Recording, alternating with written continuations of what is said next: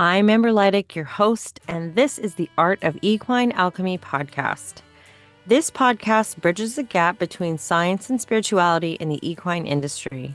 Through healing journeys and real stories shared by courageous and unfiltered individuals at the forefront of these shifts, we explore how they reclaimed their power, found their voices for themselves and their horses, and how the work they do paves a road that gives permission for everyone else to do the same. Our intention is to lead a shift within the equine industry that challenges outdated traditions and methods that no longer align with our updated understandings of the horses and humans, mind, body, and spirit. Our mission is to create an expansive platform and community, online and in person, to connect with conscious and compassionate people in the equine industry who have the courage to speak up on the behalf of the horses. Thank you for being here. Together, we can be the voice they do not have. Hello, everyone. Welcome. I am Amber Leidick. I am having a chat with all of the presenters for the up-and-coming event, The Art of Equine Alchemy. And today we are talking to Stephanie Spielhaupter. Pretty No. good. Okay.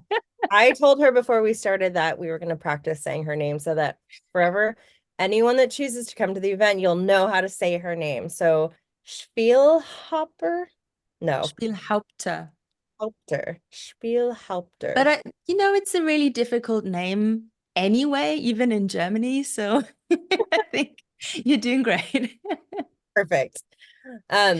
So let's start with just explaining to everybody who you are and like what you do. What's your jam? Okay, so I'm an equine scientist. I've studied my bachelor's and master's degree in equine science in the UK, and I really struggled at some point with coming to terms with what horsemanship actually meant and the way it was taught, and also part of my degree, the way things were transported into the world. And I thought, okay, that cannot be the way forward. So my little pony bee sent me on this journey, and now I'm able to teach people about connection, horse-human connection, about the role of survival modes and what role that actually plays in safety and connection with our horses, and just like trying to foster this safe environment where people can be themselves and the horses can show up as themselves as well without getting punished or reprimanded for it. Yeah, that's kind of what I do. So I'm influencing all of that with a little bit of science, but I'm trying to keep it.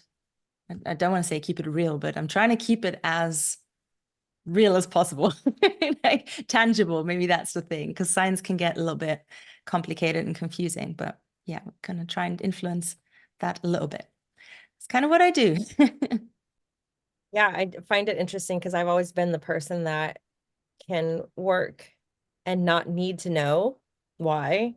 I mean, I always want to get to the core of the issue in that way. I want to know why the things are happening.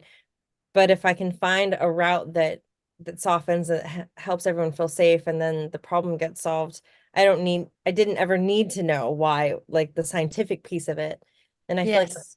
so I love that you girls that are coming, some of you have just this like really in-depth knowledge behind it, so you can explain it, because some people really need that. They're like, oh, it's just this woo thing that's happening. It's like, no, it's actually like there's reasons. It's not just woo woo, connection and energy. It's like, it's so weird coming from a place of believing that, hearing that, and then all of a sudden over the last few years understanding it actually, and then going, oh, it's nothing to be weird about. It's nothing to be, I don't know, like it almost made people want to move away and go hardcore into the traditional training because that's what looked like made sense, when everything Yeah. else kind of, you don't see it necessarily, you know what I mean? So how could it be real?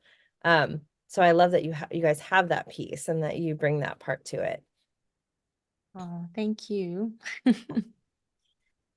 So let's go into this space of, for you and the evolution of your career. I'm just curious what that was like as far as going out into the world with it. And I know we talked a little bit about how this event feels a little bit more vulnerable because we're saying, here's our journey. We're taking people on their own journey, but Yeah. also stepping into that and going, how authentic and how real can I be about it? And how can I be a leader in that way where you're giving permission to the horses to be who they are, you're giving permission to yourself to be who you are, and to the people that you're working with.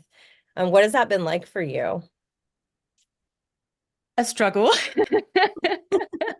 No, it's not always been easy. That's why I came up with struggle at first. But it was an uphill struggle. It was okay.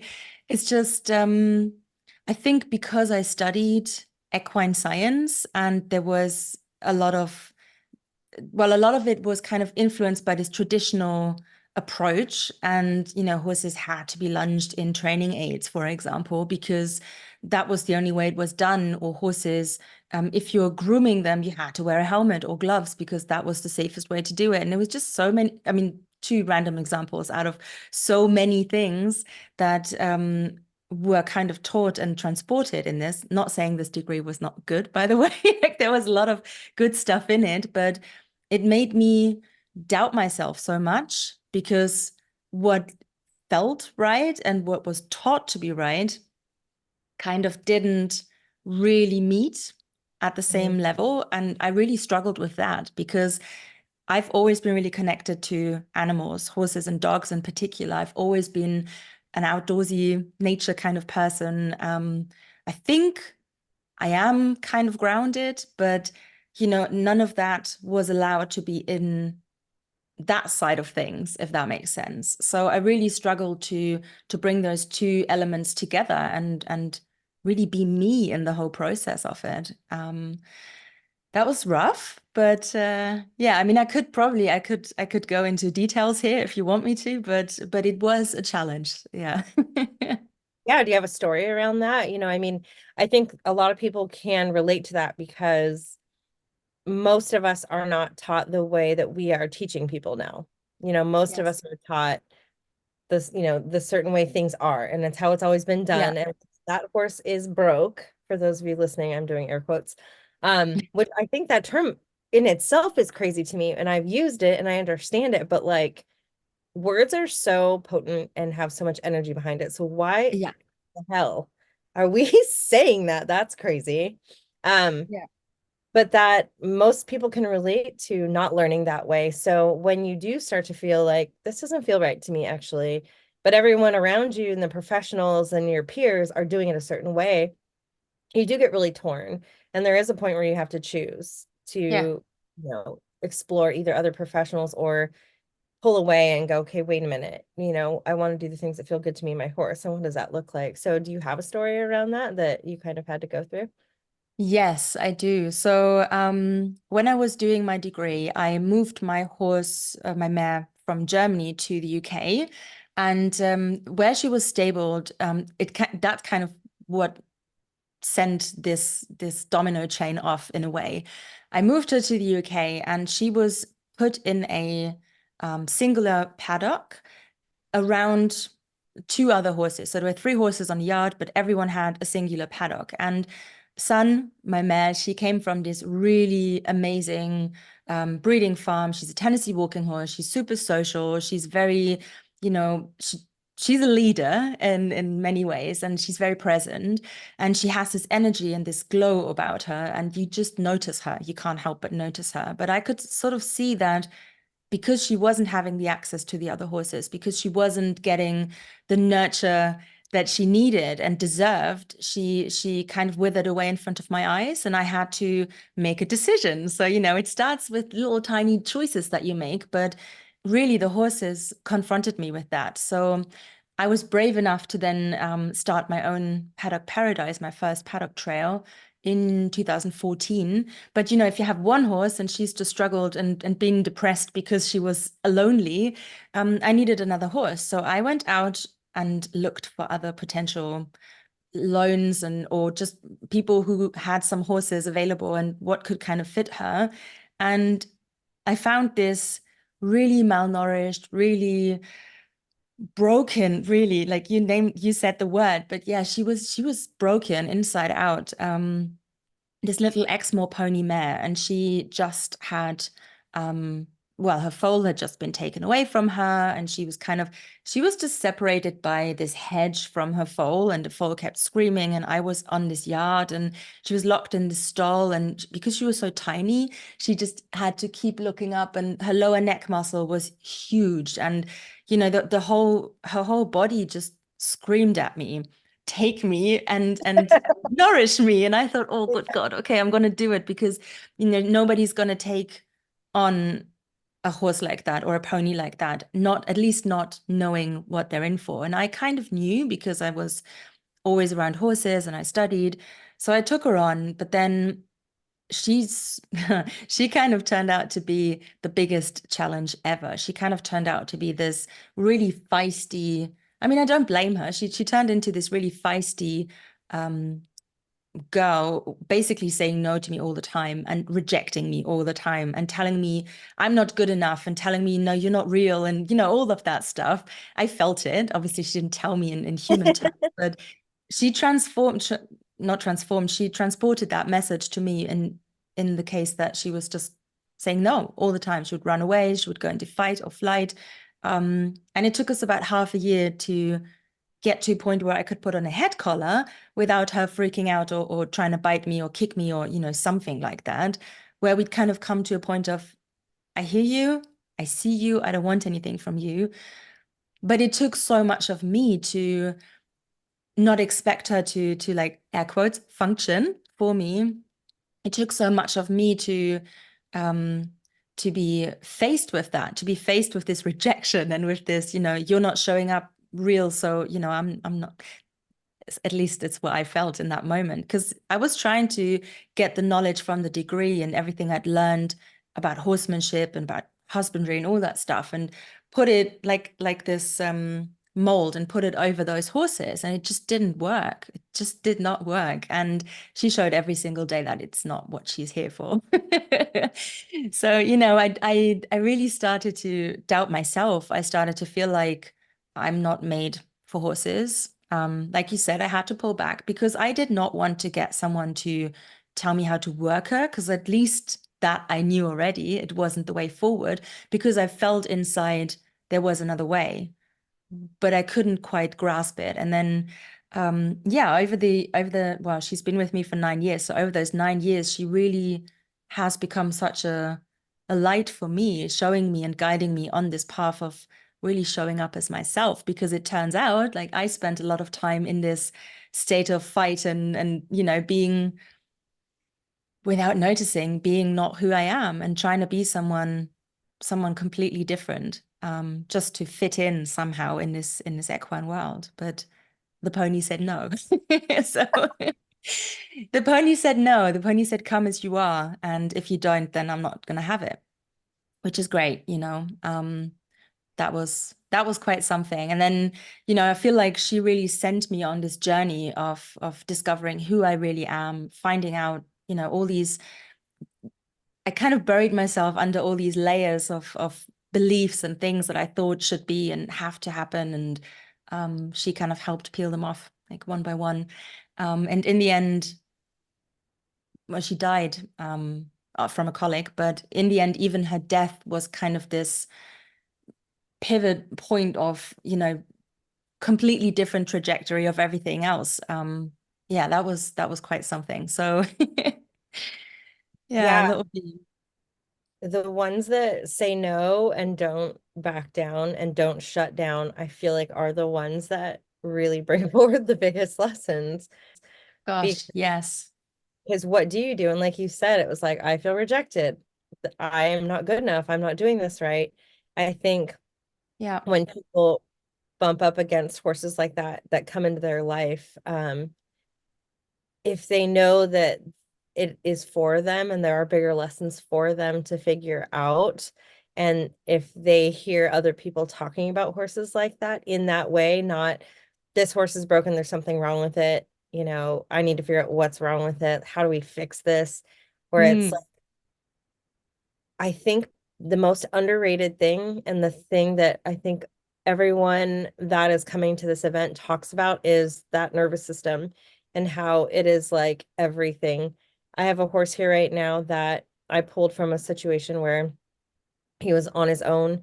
And while outwardly there wasn't a lot of expression about worry, it was like inward, was like tight. Everything Okay. was just like, you know, and finally got him integrated into the herd and his entire body has changed. And I think what people don't Um, understand is you don't have to sometimes do, you know what I yes. mean? It's more of like, Yeah. just can everyone learn to be? Did I take that horse and I'm gonna go work it and do body work? And, you know, it's like the most underrated thing you can do for the horses and for yourself is how do I find safety right now Yeah. and just let everything, give it a minute. Without Yeah. and I Just think be for a second. Yeah, absolutely. It's funny, she's named Bee as in Bumblebee, but yeah, just be, you know. of course that was her name. Yeah, of course. Well, I actually renamed her. She had a different name, but that didn't suit her at all. And yeah, but that in hindsight, yeah, that of course that was her name. And then you think of how people are actually like shamed for having a horse that they don't do stuff with. Like I find Yes. that fascinating, where it's like, can we get to a place where people feel like they have permission to just, yeah, this is my companion. Maybe they're not rideable anymore. Maybe they are rideable and I don't ride them. You know, Yeah. maybe this lesson isn't about what I can accomplish on their back and more about how can I grow as a person, as an individual next to them? How can I have like the reciprocity of the exchange of the lessons? Both, I feel like I feel like that isn't a piece that most of the people that follow any of the people that are presenters at this event are very much givers. They want Hmm. to give to their horses. They're seeking, how do I give more? How can I make their life better? How can I? And it's almost like what they need to learn to do is to receive. So that, just like you were talking about with your horse, it was like it was this level, how can I receive the information? How can I soften? How can I just be enough? You know, standing and coming as I am, just as I am. And so the reciprocity can be there because I think they come with the lessons. And if we're always thinking there's something that we need to do to fix them or to fix the problem, you're not open to receive what they're trying to teach you, right? And Exactly. so I Yeah. think that's a huge thing. Yeah, it really has been such an eye opener. Also what you say, this just receiving, because if you're sending all the time, you cannot receive. And that's something I still have to remind myself of every now and then. But you know, one of those really huge lessons for me to just watch and observe and be present and just breathe, you know, breathe properly and be conscious in that and just see what happens, what changes within, what changes for my horse in that moment. And you know, lo and behold, be also was able to soften and feel that I was connected to myself, because that's the thing I think I realized through being on send the whole time and just not listening, not being present in that moment. I wasn't yeah, really connected with myself. And she obviously noticed. So I wasn't safe. I wasn't the person she needed me to be and show up for her in that moment so that she could soften. So yeah, that was really something. But I'm so grateful that I early on, she didn't give me a choice really, but early on I was able to learn that there are lessons behind that. You know, after I was able to, because that's the other thing, like you said, other people will judge or say, just make some comments about the fact that she was a pony and she was obviously too small for me. I sat on her back maybe 5 times over the span of 9 years just to see what she would do so I could put a child on her back. Or, you know, was it dangerous or not? Of course it wasn't. But, you know, it just needed to happen. But all these people then kept saying, you know, you need to do this. She would make a good jumper. You need to drive her. And I was like, I do not need to do any of that stuff. But it took me a little while to get to a point of feeling confident in myself and her to just go, no, I choose this and I choose different to what you say. And you could be like the most, I don't know, you could have all the medals in the world and be a great equestrian, yet I choose for her and for myself. You don't get to make that choice. And to not be, yeah, influenced by that. I think that was something I really had to learn. Yeah, but she didn't give me a choice. So that was a lesson well received. Yeah, I believe that the horses that are like that, especially for people that are teaching and helping people, it's like we end up with these horses for that because they're like, okay, let's speed this up. You need the lesson so that you can go ahead and carry this Mhm. forward. Like, here we go. Um, so you did mention something about when she transitioned, when she died. And Yeah. I want to go back to that because I feel like I learned through a dog that transitioned, a friend of mine that was a communicator, not Shaylee, a different friend of mine. Her name is Nikki, and she helped me a lot. And it was me trying to decide, when to help her transition, and and I was bouncing back and forth because she was having seizures, and she explained to me a lot of things around soul contracts. And this is stuff, it was all new to me, so it was also another lesson that she was bringing forward, and how really it was like towards the end, it's like I got so many lessons in the last week in my life just surrounding her passing and Mm. leading up to it, and it was so profound. So I'm always interested, when someone says, oh, even her transition was, there was lessons in that, because I think people get so wrapped up in the grief that they're not receiving but what's happening around you right now. Because what she had said to me was she knew she was going, and she wanted to just hand it all the rest of the lessons as fast as she could to me. And so I think if in transition, if people can remain open to that process of what else is there for you, for me, in our last week or our last, what else is there to close that loop, or to really honor the relationship. Obviously the grief is going to happen, and maybe that there's the lesson in that, but I'm just curious about your experience with that. Yeah, so I cannot guarantee I'm not going to cry, but I'm gonna try. And because I'm so full of gratitude for this little girl. Well, big, really huge heart and soul, and she was just such a present little but big character in my life. So I have so much gratitude for her that I don't tend to cry, but sometimes anyway. So I wasn't. I think what's always what I would find difficult is to know there is a point when I have to make that choice. So what you were just described, I think I would struggle with that more so than with being faced with a life or death emergency situation. And both horses I lost to colic. So B was the second one. And when that happened, I saw her outside. I mean, I can see the horses outside. So I saw her outside and laying in the place where it was very unusual for that day, and everything just was very strange. And I ran out because I thought, okay, something's really off. And when you just get that feeling like she's calling you, but she's obviously not calling you, but she is calling.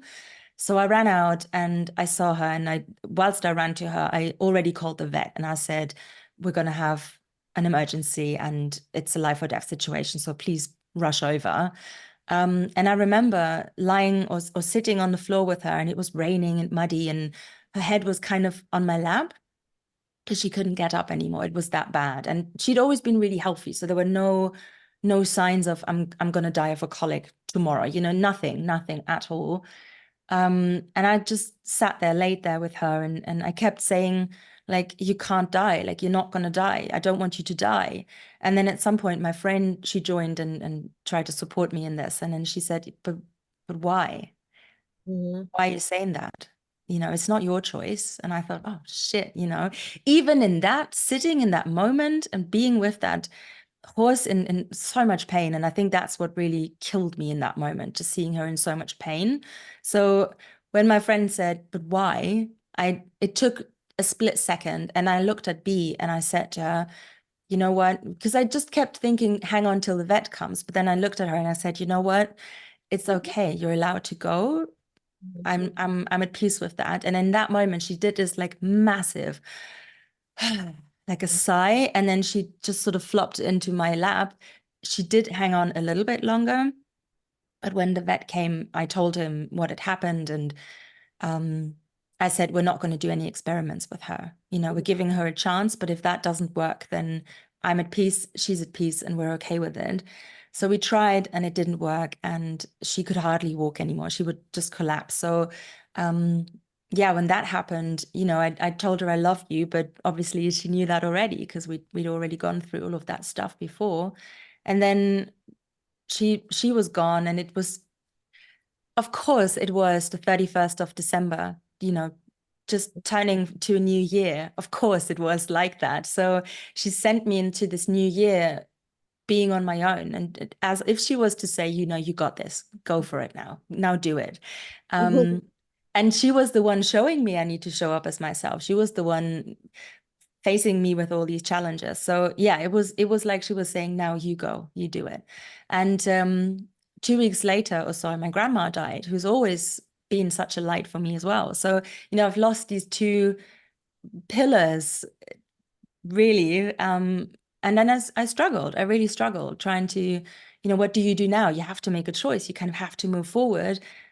Obviously, both of them wanted me to move forward. And I did set myself a little challenge. And I challenged myself to just be comfortable with the discomfort of showing up as I am and who I am. And I did that on social media. I posted something for 90 days, every day for 90 days. I challenged myself to just show up, do something, and be me. And that was incredible because I wouldn't have had the strength nor the courage before, but I felt almost like I have nothing to lose now. And it's really strange because obviously it's not attached to the horse in any way, but it is in some ways. So yeah, and then I did that, and yeah, well, we're here now. So you know, we're here now, and I feel like from that, being more comfortable with this discomfort of being vulnerable, showing myself, sharing my story, sharing more of my story, and letting people in, and let go of what I believed it needed to be, I was able to let in. And yeah, that was just such a gift that happened in a really short time. And the grief, I mean, it still happens, when I go out, and I always like to think that they don't disappear. It's not like they're dead and then they're gone. I feel like this energy, it just shifts into something else. And I hear and see her in the wind when I look at we have a little house forest, and I look outside, and she used to stand there all the time. So I see her there, and I feel her there, and she's still part of my herd in some ways, but she's not in this form anymore. I like to think that. And in some ways, she's still a guiding light for me. Because yeah, sometimes when I struggle, I then go, what would little B do? Feisty little, I know what I want girl. She would just show up, and she would just do whatever the hell she wants. So yeah, I'm leaning into more of that. I'm leaning into more of the discomfort of that, because obviously that's also challenging, because you will trigger people and you will trigger reactions and emotions from people. But I think I found my way with that. So yeah, everything changed and nothing at the same time. But yeah. I think that what you said about, I love that your friend said that in that moment, because how real is Yeah. that?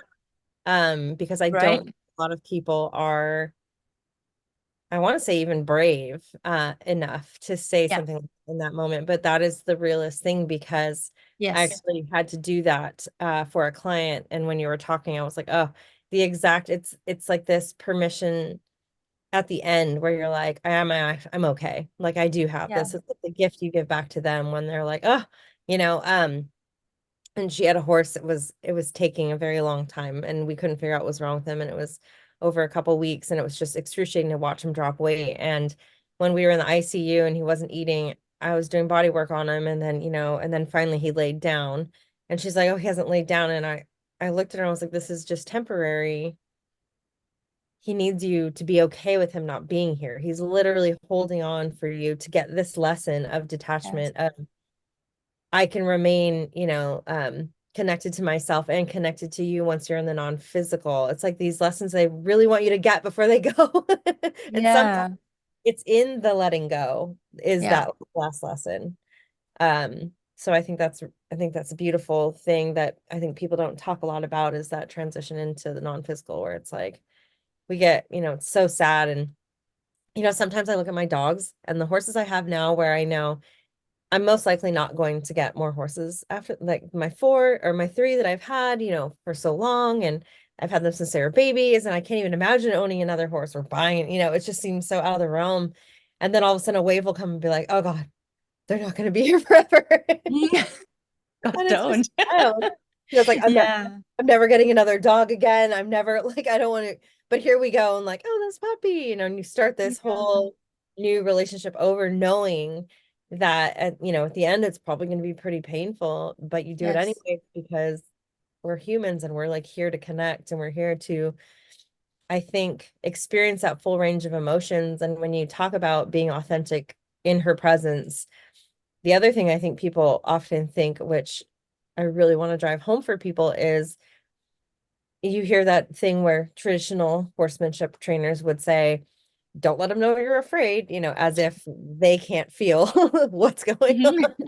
Um, and I have a horse that's just sounds like her, where the moment you come into a space, if you're being anything other than, he is like, hard no, get away from me, ears pinned, teeth grinding. Yeah. People Yeah. are like, oh, and I'll walk in there and he's like, okay. And the immediate shift where he doesn't have any, he's 18 now. He's like, I don't have time to like be nice. Like I'm here, Yeah. you're coming into this stall, you're gonna get the lessons. I'm gonna bring up fear, I'm gonna bring up your boundary issues, I'm gonna bring up, Mhm. and the moment someone starts to cry and go, I'm scared, he's like, oh, it softens. You know, Right? Yeah. so Oh, it's these lessons that these horses bring of like, where's your boundary? yes.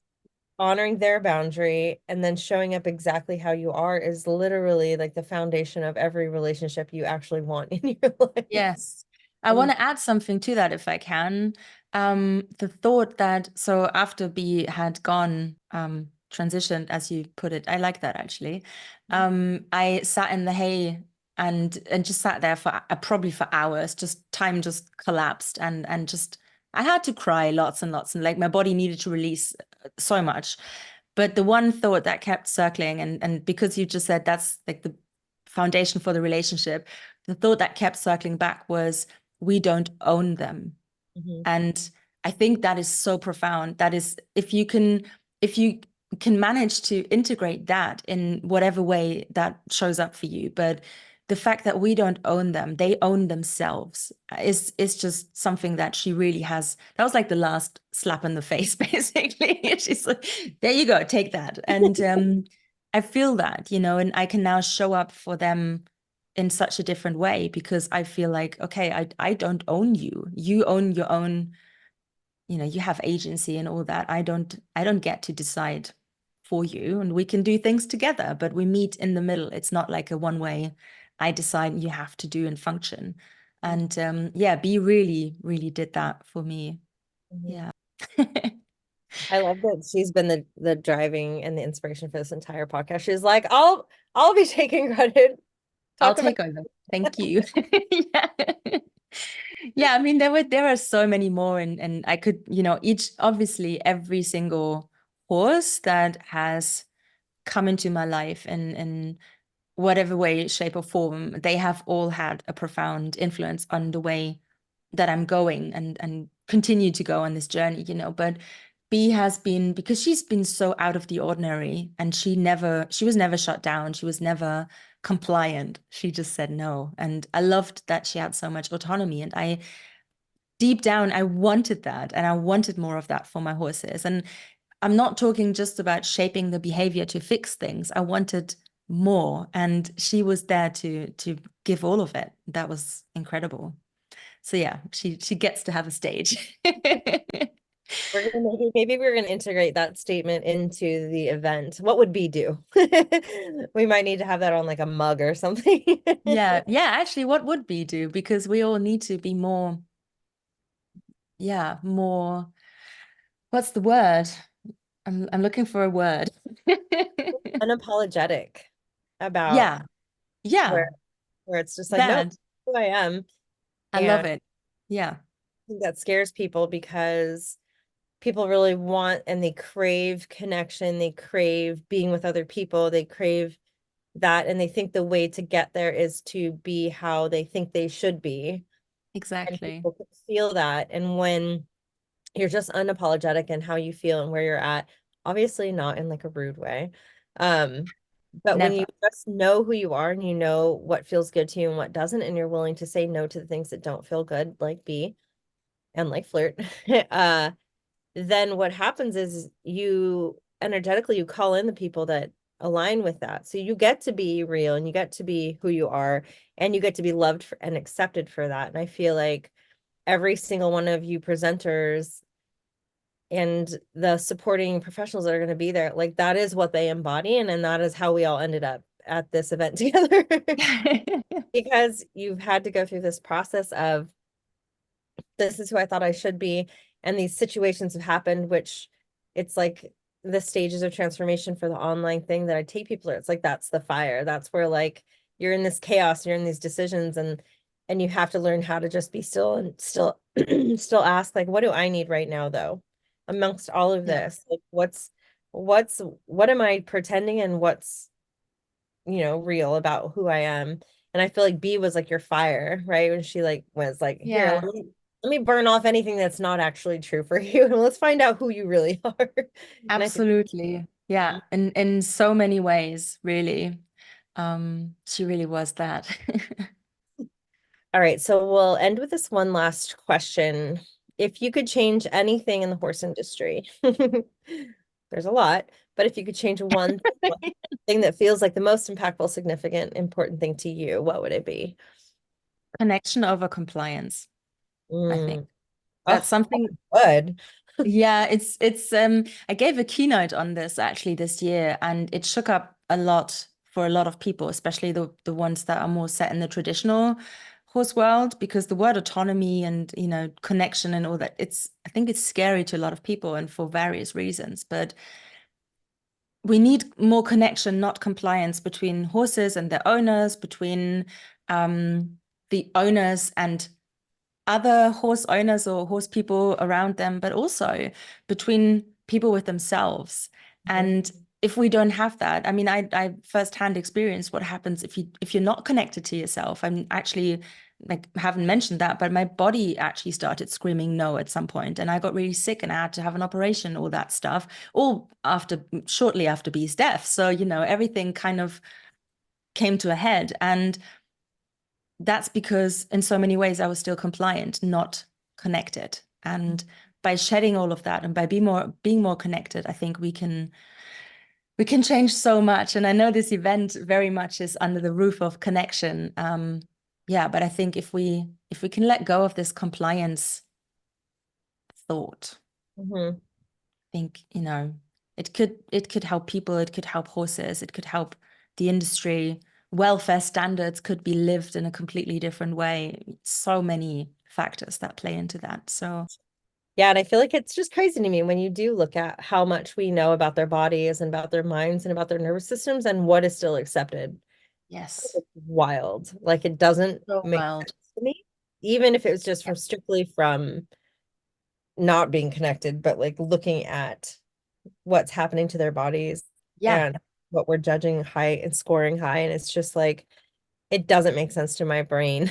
But also there's a lot of people that are still worried about speaking up and they're just going along with it. And I feel like that's that piece of how do we get connected to ourselves, how we feel, honor and value how we feel so that we can be a voice, even if it's just a conversation with someone in your barn. And so we talked Yeah. about planting those seeds and, that the trickle down effect that happens just from small conversations. It doesn't have to be a big event you put on. It can be a conversation that gives someone else permission to say something. And I think that's what Yes. people really need to understand is that everyone can be a part of the shift. And it Yes. starts with just going, how do I feel about this? And do I care if I get rejected for saying it out loud? Like maybe I don't. Maybe I don't. Yeah. Absolutely. Yes. Any more thoughts before we wrap up? Gosh, so many, but I think we touched on so many. Like, I think we could probably talk for hours, but we touched on so many things. Um, yeah, like thank you for giving me the stage and the space to, share some of that journey, and for giving B a stage as well, because I love yeah, that. she's still there.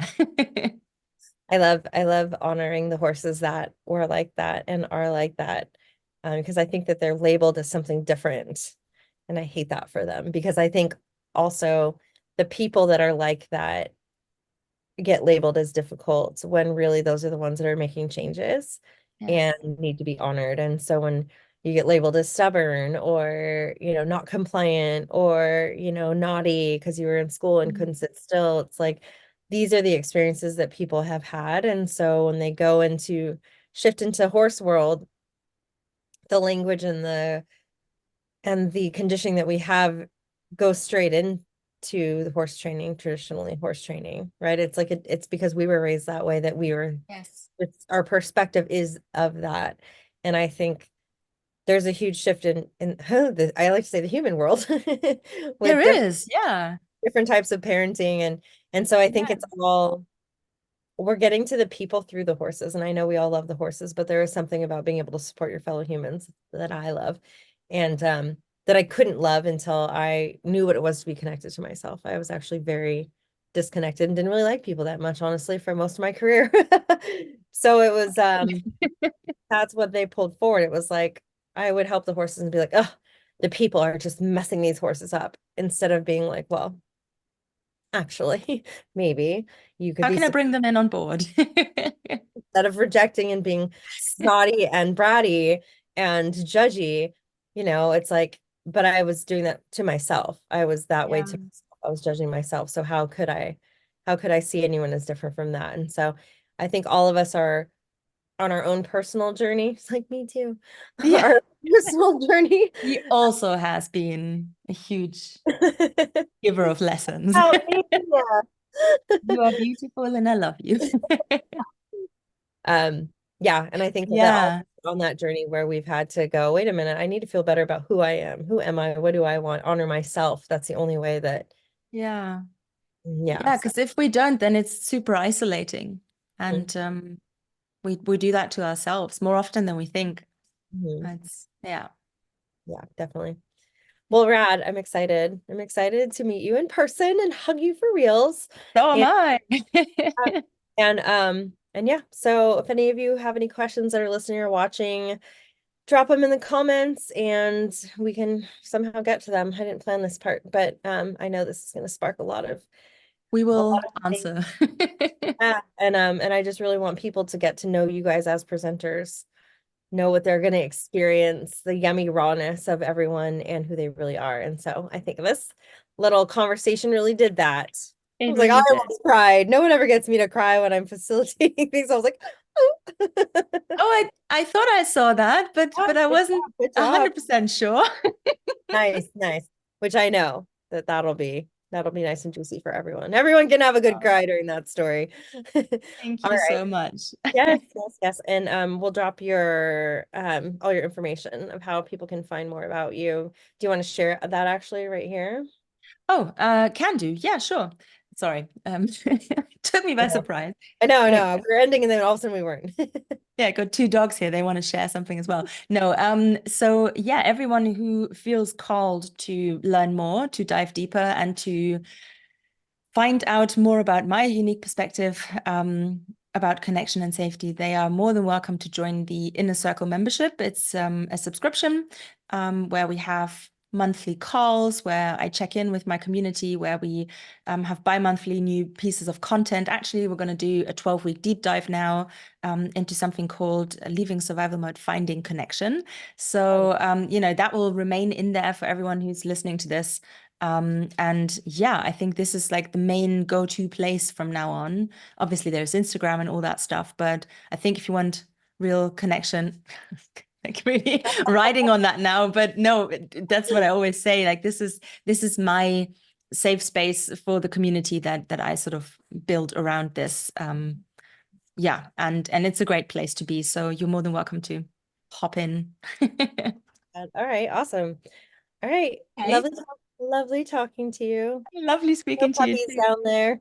Yeah, they're having a little annoy me first fight now. So it's very funny. They can always sense when the call's about to end and they sense the shift in energy when everybody is getting super Yeah. light and I so know my dogs usually bark to end Shaylee and I's podcast. It's usually Rocco jumps off the bed and barks and goes through the dog door, and she's like, "Well, that's the end." that's amazing. so good at that. All right. Well, I thank you love so this. Thank you so very much. And I shall speak to you soon.